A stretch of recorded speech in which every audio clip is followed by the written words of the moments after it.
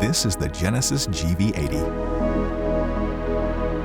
Your Genesis is equipped with an entire host of advanced driver assistance systems, such as Forward Collision Avoidance Assist, Lane Keeping Assist, Surround View Monitor, Highway Driving Assist, and more. To customize how you receive these alerts, press the Setup button, then Vehicle, Driver Assistance, Driving Convenience, and then Warning Methods. You can use this slider bar or plus and minus icons to adjust the warning volume of the driver assistance systems. If the warning volume is set to 0 while the haptic warning is already turned off, the haptic warning will automatically turn on as a safety precaution. By pressing this checkbox, you can turn off or on the haptic steering wheel vibration warning function. If haptic warning is turned off while the warning volume is already set to 0, the warning volume will instead change to a setting of 2 as a safety precaution.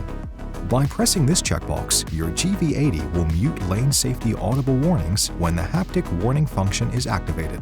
By pressing this checkbox, you can turn off or on driver safety priority, which lowers all other audio volumes when a driver assistance system warning sounds.